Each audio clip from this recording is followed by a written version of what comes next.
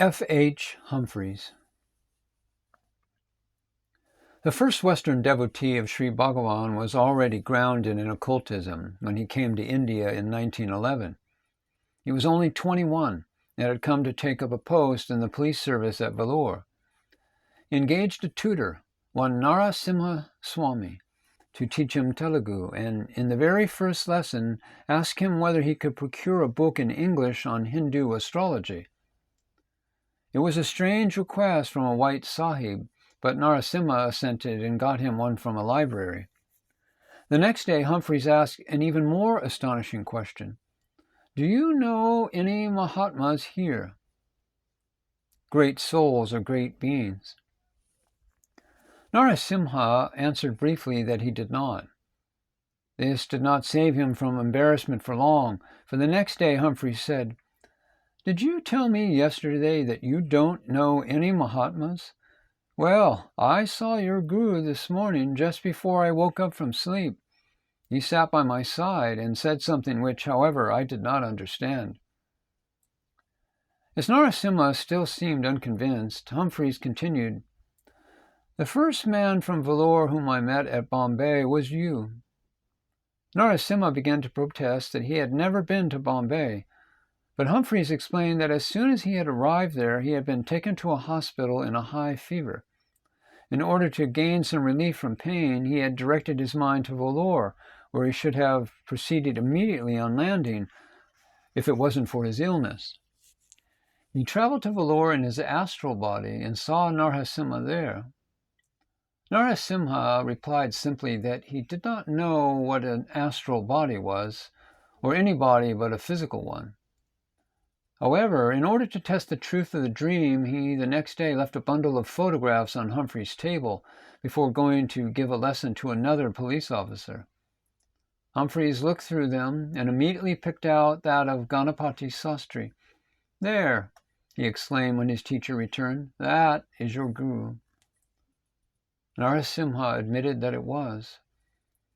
After this, Humphreys again fell sick and had to leave for Uttarakhand to recuperate. It was several months before he returned to Vellore. When he did, he again surprised Narasimha, this time by sketching a mountain cave he had seen in a dream, with a stream running in front of it, and a sage standing in the entrance. It could only be Virupaksha cave. Narasimha now told him about Sri Bhagavan. Humphreys was introduced to Ganapati Sastri and conceived great respect for him. And the same month, in November of 1911, all three of them set out on a visit to Tiruvannamalai. Humphreys' first impression of the terrific silence of Sri Bhagavan has already been quoted in an earlier chapter. In the same letter from which it was taken, he also wrote, "The most touching sight was the number of tiny children, up to about 7 years of age, who climbed the hill all on their own to come and sit near the Maharshi, even though he may not speak a word, nor even look at them for days. They do not play, but just sit there quietly in perfect contentment." Like Ganapati Sastri, Humphreys was eager to help the world, and he had the following dialogue with Bhagavan. "Master, can I help the world?" "Help yourself, and you will help the world." "But I wish to help the world. Shall I not be helpful?" "Yes, helping yourself, you help the world. You are in the world. You are the world. You are not different from the world, nor is the world different from you." After a pause, he continued, "But Master, can I perform miracles as Sri Krishna and Jesus did before?" "Did any of them, when he performed them, feel that it was he who was performing a miracle?" "No, Master." It was not long before Humphreys repeated his visit. He has described it this way. "I went by motorcycle and climbed up to the cave. The sage smiled when he saw me, but was not in the least surprised. We went in, and before we sat down, he asked me a question, private and known only to myself. Evidently, he recognized me the moment he had seen me. Everyone who comes to him is an open book, and a single glance suffices to reveal to him its contents. "You have not yet had any food," he said, "and are hungry." I admitted that it was so, and he immediately called in a chela, a disciple, to bring me food, a bunch of rice and ghee and fruit, eaten with the fingers, as Indians do not use spoons. Though I have practiced eating this way, I lack dexterity, so he gave me a coconut spoon to eat with, smiling and talking between whiles. You can imagine nothing more beautiful than his smile. I had coconut milk to drink, whitish like cow's milk and delicious, to which he had himself added a few grains of sugar. When I had finished, I was still hungry, and he knew it and ordered more. He knows everything, and when others pressed me to eat fruit when I had had enough, he stopped them at once. I had to apologize for my way of drinking, but he only said, "Never mind." The Hindus are particular about this. They never sip nor touch the vessel with their lips, but pour the liquid straight in. Thus, many can drink from the same cup without fear of infection. Whilst I was eating, he was relating my past history to others, and accurately too. Yet he had seen me but once before, and many hundreds in between. He simply turned on, as it were, clairvoyance, even as we would refer to an encyclopedia. I sat for about 3 hours listening to his teaching. Later on, I was thirsty, for it had been a hot ride, but I would not have shown it for the world. Yet he knew and told a disciple to bring me some lemonade. At last I had to go, so bowed, as we do, and went outside the cave to put on my boots. He came outside too, and said I might come to see him again. It is strange what a change it makes in one to have been in his presence. There is no doubt that anyone who sat before Sri Bhagavan was an open book to him. Nevertheless, Humphreys was probably wrong about the clairvoyance. Although Sri Bhagavan saw through people in order to help and guide them, he did not use any such powers on the human plane. His memory for faces was as phenomenal as for books. Of all the thousands who came, he never forgot a devotee who had once visited him. Even though one returned years later, he would be recognized. Nor did he forget the life story of a devotee, and Narasimha must have spoken to him about Humphreys. When any matter was best not talked about, he showed the utmost discretion, but in general he had the simplicity and disingenuousness of a child. And like a child, Bhagavan would talk about someone before his face, quite embarrassed and without causing embarrassment. As for the food and drink, Sri Bhagavan was not only considerate, but incredibly observant, and would see whether a guest was satisfied. Spiritual powers began to manifest themselves in Humphreys, but Sri Bhagavan warned him not to indulge in them, and he was strong enough to resist the temptation. Indeed, under the influence of Sri Bhagavan, he soon lost all his interest in the occult and the powers.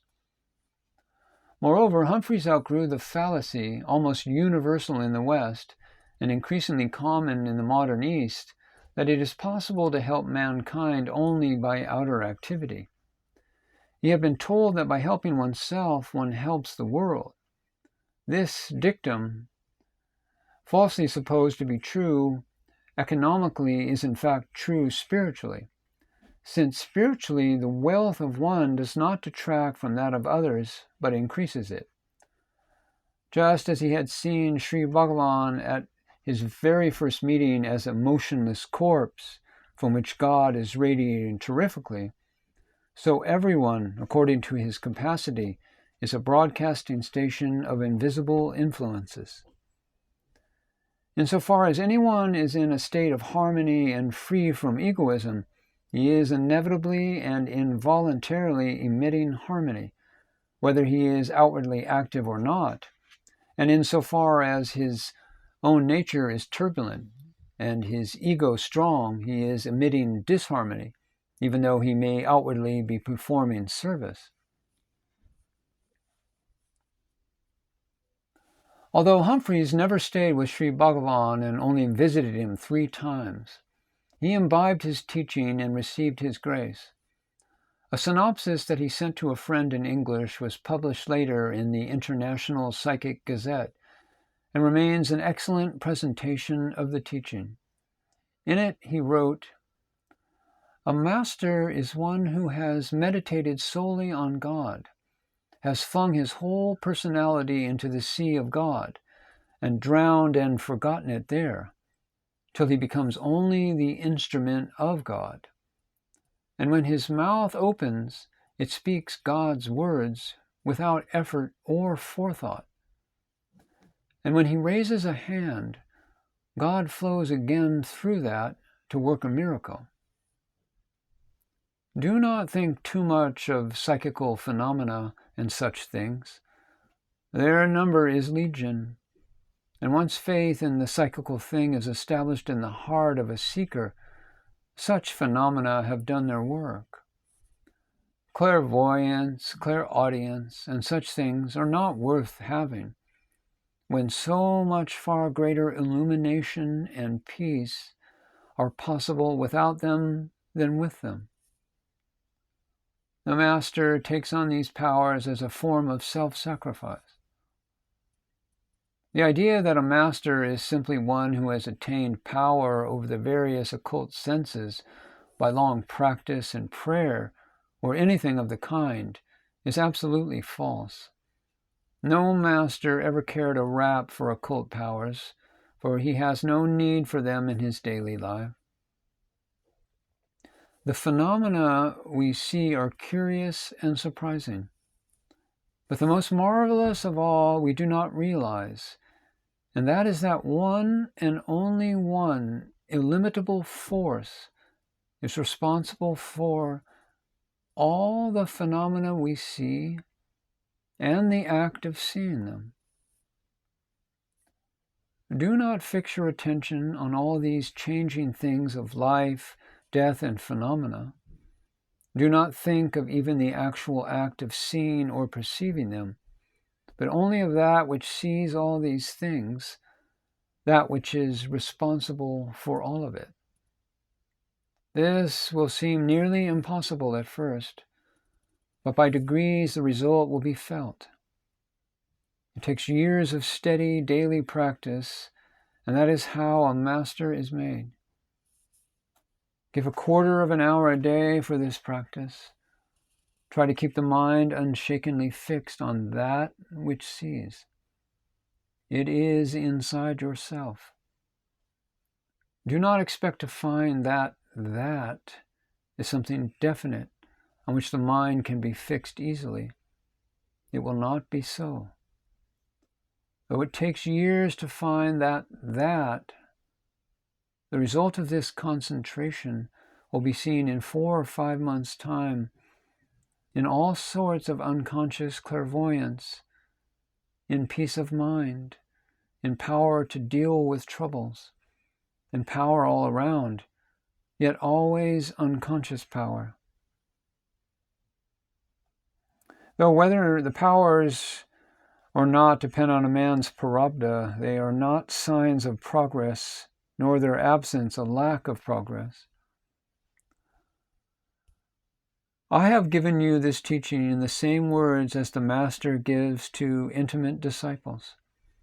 From now onwards, let your whole thought and meditation be not on the act of seeing, nor on what you see, but immovably on that which sees. One gets no reward for attainment. Then one understands that one does not want a reward. As Krishna says, "Ye have the right to work, but not to the fruits thereof." Perfect attainment is simply worship, and worship is attainment.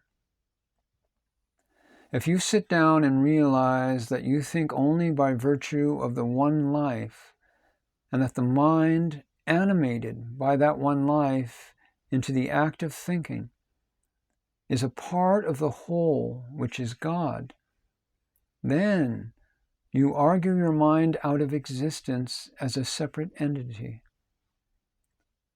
And the result is that mind and body, physically, so to speak, disappear. And the only thing that remains is being, which is at once existence and non-existence, and not explainable in words or ideas. A master cannot help being perpetually in this state, with only this difference, that in some, to us incomprehensible, he can use the mind, body, and intellect also without falling back into the delusion of having separate consciousness. It is useless to speculate, useless to try and take a mental or intellectual grasp and work from that.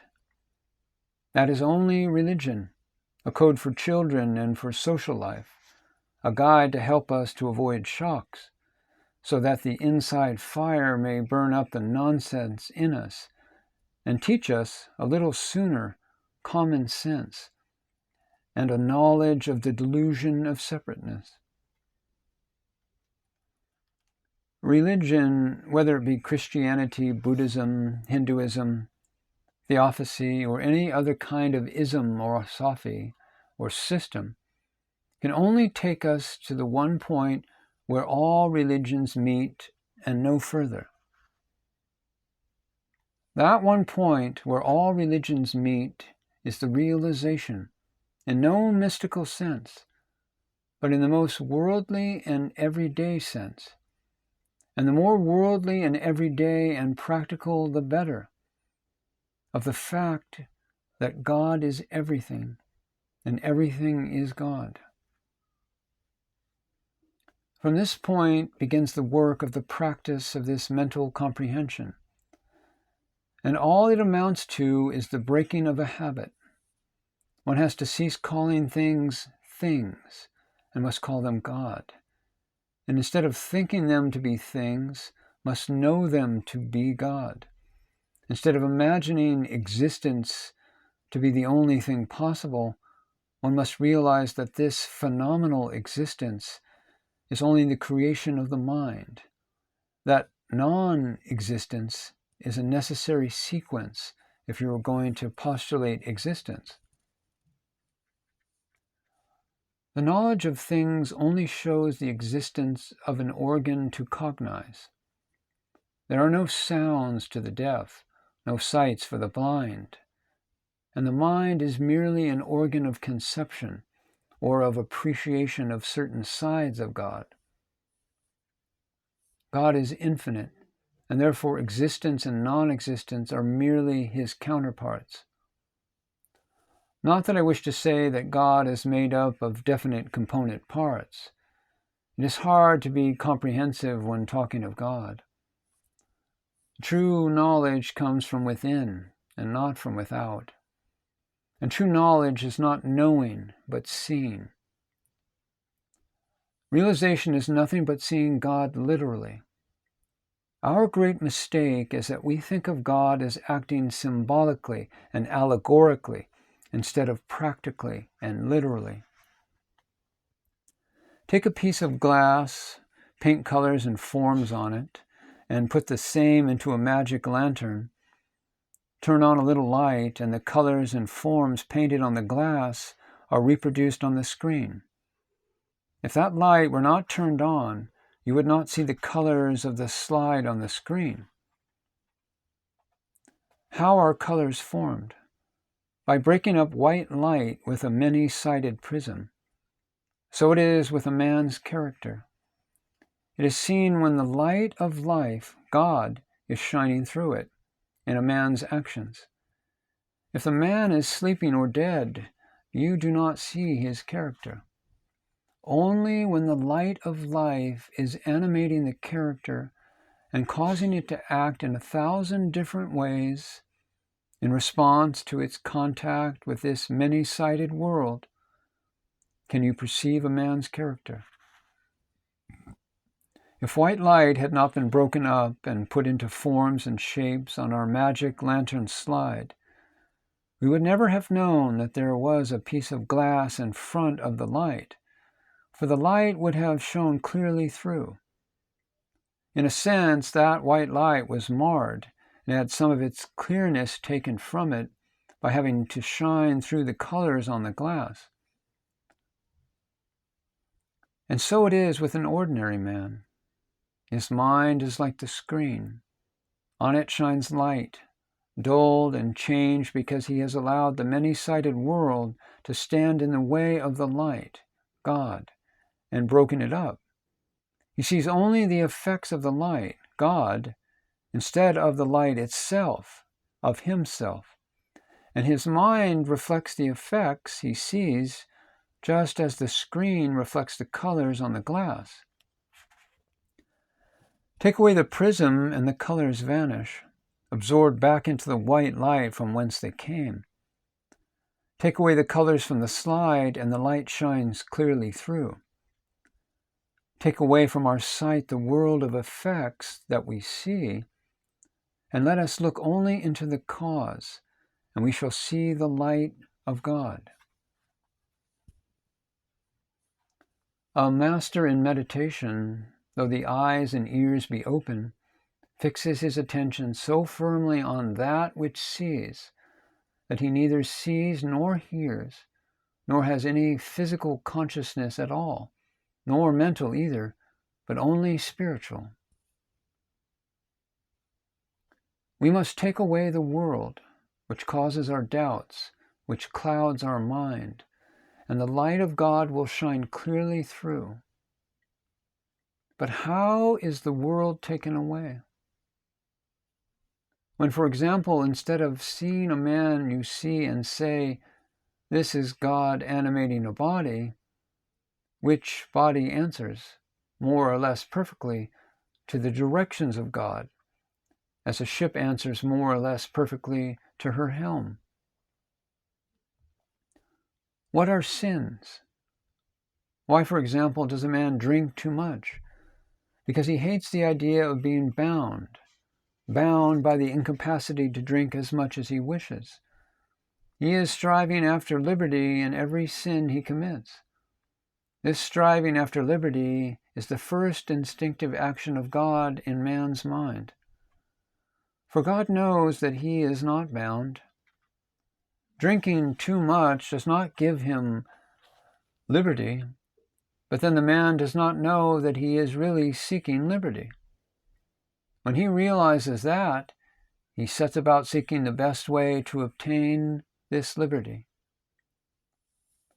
But the man only gains that liberty when he realizes that he was never bound. The eyes who feel so bound are really the illimitable spirit. I am only bound because I know nothing that I do not sense by one of the senses, whereas I am all the time that which senses in every body, in every mind. These bodies and minds are only the tools of the I, the eternal spirit. What do I want with the tools who am the tools themselves, as the colors are the white light? Needless to say, police service did not prove congenial to Humphreys. Sri Bhagavan advised him to attend to his service and meditation at the same time. For some years he did so, and then he retired. Being already a Catholic and having understood the essential unity of all the religions, he saw no need to change, but returned to England, where he entered a monastery.